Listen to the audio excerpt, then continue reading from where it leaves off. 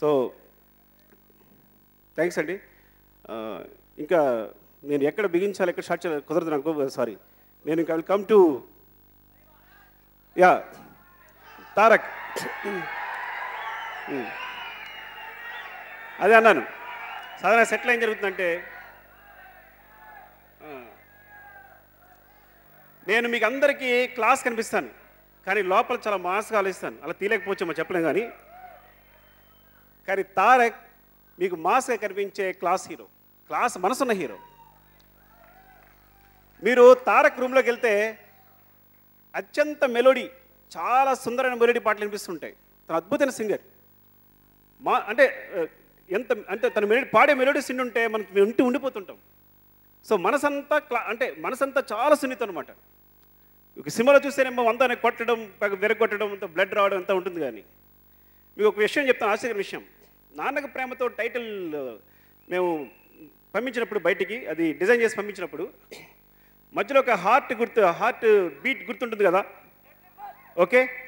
అది నాకు అందరూ మెసేజ్ పెట్టారు, సార్ ఏం టచ్ సార్, మీ సూపర్ టచ్ సార్, మీది సుకుమార్ సార్ టచ్ సార్, అసలు మధ్యలో హార్ట్ బీట్ ఆడేది సూపర్ సార్ అని. ఆ టచ్ ఇచ్చింది తారక్, యాక్చువల్గా నేను కాదు.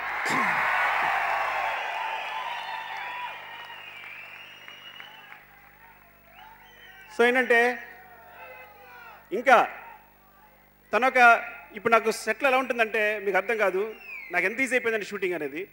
నేను సాధారణంగా స్పాంటేనియస్గా చెప్పడం అలవాటు నాకు. మ్యాటర్ ఏదన్నా కానీ ముందు మేము అందరం రాసినా కూర్చున్నా కానీ అక్కడికి కనెక్షన్ అనేది నాకు చాలా అంటే అక్కడ ఎమోషన్ని అక్కడే చక్కచక్క చెప్పేశాడు అనేది. సో నేను అక్కడ సీన్ చెప్పేస్తూ ఉంటే రాసి మళ్ళీ ఇవ్వడం ఎంత ప్రాసెస్. నేనేం చెప్తానంటే ముందు వెళ్ళిపోయి తారక్ సీన్ చెప్తాను. సో అయిపోయింది, ఇంకా తారక్ చెప్తే ఆ డైలాగ్ గుర్తుండిపోతాయి. ఇప్పుడు మా రైటర్స్ వెళ్ళేది రాసుకుంటారు, సో తారక్ చెప్తే రాసుకుంటారు అనమాట. So reverse process. యాక్చువల్గా డైరెక్టర్ వెళ్ళి సీన్ పేపర్ ఇవ్వాలి, కానీ తారక్ చెప్తే సీన్ రెడీ అవుతూ ఉంటుంది అనమాట ఎప్పటికప్పుడు సెట్లో. ఇది ప్రాసెస్. ఇక ఆలోచించండి, అంటే ఒక ఆల్బమ్లో అన్ని పాటలు పాడగల సత్తా ఉన్న హీరో.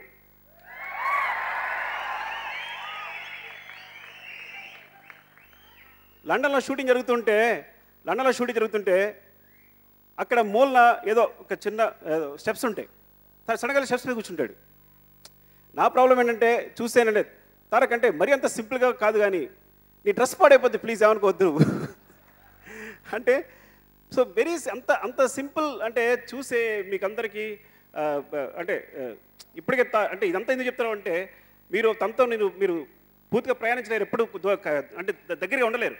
సో దగ్గరగా ఉండడం వల్ల ఏదైనా చెప్తేనే మీకు అంతగా అర్థమవుతుంది కాబట్టి విషయం చెప్తాను. సో అంత సింపుల్ హీరో అన్నమాట. నిజంగా అంత సింపుల్ హ్యూమన్ బీయింగ్ చూడలేదు నేను. Is very simple, very simple. అది ఇంకా పర్ఫార్మెన్స్ సంబంధించి హైలో చేయడం, లో చేయడం అలా కాదు అని ఎప్పుడు సీన్కి వెళ్ళే ముందు ఎన్ని కరెక్షన్స్ చెప్పినా సాధారణంగా ఆర్టిస్టులు చిరాకు పడతారు. ఎన్ని కరెక్షన్స్ చెప్పినా అన్ని కరెక్షన్ని టప్టప్లో గుర్తు చేసుకుని, అంటే ఏ ఎమోషన్ని ఎంతలో చేయాలన్నా మనం ఏ గ్రేడ్ పెంచినా కొంచెం తగ్గించమన్నా పెంచమన్నా దాన్ని సింపుల్గా ఇమ్మీడియట్గా అవగాహన చేసేసుకుని అంటే చకచక చేస్తాడంటే అసలు ఇట్స్ వెరీ వండర్ఫుల్ ఎక్స్పీరియన్స్ అనమాట నాకు తారక్తో వర్క్ చేయడం. So very thankful to him, seriously. Thank you Tarak, thanks to. ఇంకా జగపతి బాబు గారు మీకు గుర్తుందో లేదో, ఆయనకు చెప్పాను కానీ గుర్తులేదు. ఆయనకి అసిస్టెంట్ డైరెక్టర్లు అందరూ నేను పట్టుకోవాలి ఎక్కడికి వెళ్తారని, ఎందుకంటే ఆయన ఉంటే కూడా వెళ్ళిపోతుంటారు. ఆయన కూడా అసిస్టెంట్ డైరెక్టర్లు అందరూ, ఎందుకంటే ఆయన చేతికి వచ్చిన మనీ ఇచ్చేస్తుంటారు, రై ఎంజాయ్ చేయండి రా అని. నాకు కూడా అలాగే హనుమాన్ జంక్షన్ ఇచ్చారు, నాకు అది గుర్తుంది. నేను అసిస్టెంట్ డైరెక్టర్గా హనుమాన్ జంక్షన్ చేసేటప్పుడు ఆయన మా అసిస్టెంట్ డైరెక్టర్కి పిలిచి మనీ ఇచ్చారు. నాకు అది గుర్తుండే భయం వేసింది. వీళ్ళందరూ కూడా చూస్తే ప్రతిరోజు మా డైరెక్షన్ డిపార్ట్మెంట్ అందరూ కూడా ప్రతిరోజు జగపతి గారు వెంటే. అండ్ ఈ సినిమాలో నిజంగా అంటే ఎవరో ఒక గొప్ప ఫ్రెండ్ ఫోన్ చేసి మావాడు వినట్లేదు కాబట్టి చెప్తున్నా, ఒక అమ్మాయి ఫోన్ చేసి చెప్పింది నాకు ఏంటంటే జగపతి గారు ఇప్పుడు బాగా సెక్సీగా ఉన్నారు ఇంకా అని. అంటే వైట్ హెయిర్ వస్తే ఇంకా సెక్సీగా ఉన్నారు అని. సో ఆయన అందం ఎప్పటికీ పోలేదు, ఇప్పుడు కంటిన్యూ అవుతూనే ఉంది. Thanks sir. ఈ సినిమాలో మీరు అన్నీ వంచి అంటే ఒప్పుకుని చేసినందుకు, ఎందుకంటే మిమ్మల్ని చాలా ఇబ్బంది పెట్టాను, ఐఎమ్ వెరీ సారీ. ఇంకా రాజేంద్ర ప్రసాద్ గారు ఆయనకి లేకపోవచ్చు, కానీ రాజేంద్ర ప్రసాద్ గారు లేకపోతే నేను డైరెక్టర్ అయ్యి ఉండేవాడు కాదు. ఇంకొకటే విషయం చెప్తున్నా, ఎందుకంటే నేను స్కూల్లో చదివేటప్పుడు నా స్కూల్ ముందు లేడీస్ టైలర్ షూటింగ్ జరుగుతూ ఉండేది. నేను వెళ్ళి చూస్తుండేవాడిని, వంశీ గారు డైరెక్టర్ దానికి. సో ఎప్పుడు ఒక డ్రీమ్లో ఉండదు అనమాట ఆయన చేయడం పర్ఫార్మెన్స్ అన్నీ నేను చూసినవాడిని కంటిన్యూస్ కానీ సినిమాలని ఆ సినిమాలని మా ఒక 2-3 మూవీస్ మా దగ్గరే షూటింగ్ జరుపుకున్నాయి.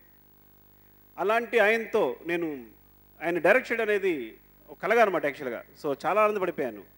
ప్రతిరోజు ఒక వండర్ఫుల్ ఎక్స్పీరియన్స్ రాజేంద్ర ప్రసాద్ గారితో. So I'm very thankful to Rajendra Prasad garu. ఇంకా Rakul, you're beautiful actress seriously. ఎందుకంటే చాలాసార్లు అంటే నాకు క్వశ్చన్స్ అంటే ఇష్టం, అన్ని క్వశ్చన్లు అడుగుద్ది, మరి ఇదెందుకు అది ఎలా వస్తారు, అది ఎలా కుదరదని చెప్తూ ఉంటుంది. సో క్వశ్చన్స్ అంటే మనకి ఈజీగా ఆన్సర్ వస్తాయి, ఇది ఎందుకు కాదు ఇందుకు అని చెప్పడానికి ఉంటుంది. సో నీ పర్ఫార్మెన్స్ కారణం ఏంటంటే నువ్వే కేవలం, బికాజ్ ఈ క్వశ్చన్స్ ఎవ్రీథింగ్.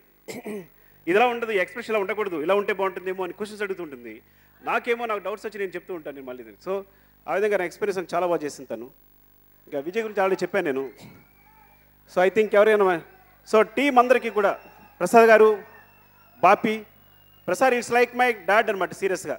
ఆయన సెట్లో నవ్వుతూ అడుగు పెడతారు, నవ్వుతూ వెళ్తుంటారు. So is like thank you sir, thank you very much Bapi, Sridhar గారు అండ్ ఎస్పెషల్లీ సుభాషిష్. మీరు ఐ థింక్ నాకు తెలుసు మీరంతా మూలస్తంభం ఈ ప్రాజెక్ట్కి సంబంధించి. Thanks to everyone. ఎవరికేమి మర్చిపోతే అని థ్యాంక్స్ అండి. Thank you very much. Thank you so much Sukumar గారు.